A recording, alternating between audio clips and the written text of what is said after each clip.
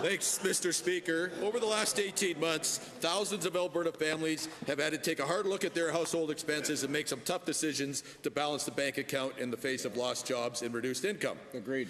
Albertans are making sacrifices, yet the government they elected to spend their dollars wisely has proven itself incapable of making those same tough decisions in the face of this recession.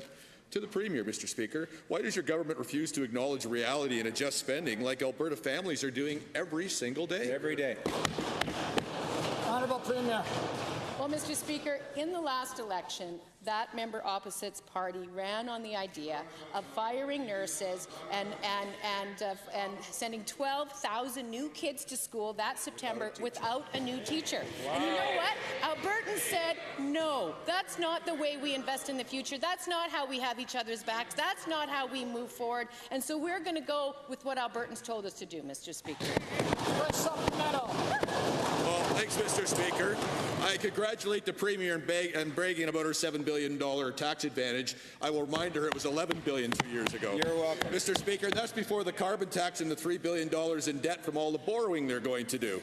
So, Albertans expect their government to avoid borrowing for day-to-day operations, and the second quarter fiscal results today reveal that operational spending continues to rise. Whoa. To the Premier, our caucus has provided just a few examples where you could significantly trim expenses without impacting the front lines. Why do you refuse to even try? Good question. Honourable Premier. Well, you know, Mr. Speaker, You're trying. one of the things that increased our spending in this last quarter was a $100 million addition to human services, Mr. Speaker. And just last week, we were hearing from members opposite about how that should be a priority, Mr. Speaker. So you can't have it both ways. Decisions aren't magical, Mr. Speaker. When you make something a priority, then there are consequences to it, Mr. Speaker, and we made that a priority. Second supplemental. Thank you. And the Premier points to something that represents 1% of the deficit they're taking this year alone. There's another 99 to try on, Premier. Don't quit yet. Mr. Speaker, to the Premier, you know what? $11 billion is going to have $3 billion in taxpayers' money just to service it without paying down the principal.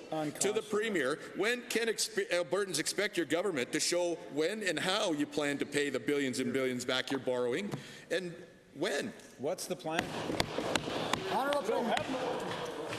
Mr. Speaker, the plan is to establish a careful and prudent way forward that supports Albertans, that supports our schools, that supports our hospitals, that supports human services, that supports firefighting, that supports the things that Albertans count on. And as we do that, we will carefully manage and reduce our spending at a way that gets us to an appropriate outcome with respect to balancing the budget, Mr. Speaker. But, you know, it's really quite rich for the member opposite to be talking about this, because if you look at the way spending was done over the last 10 years, it looks like an outline of the Rocky Mountains, Mr.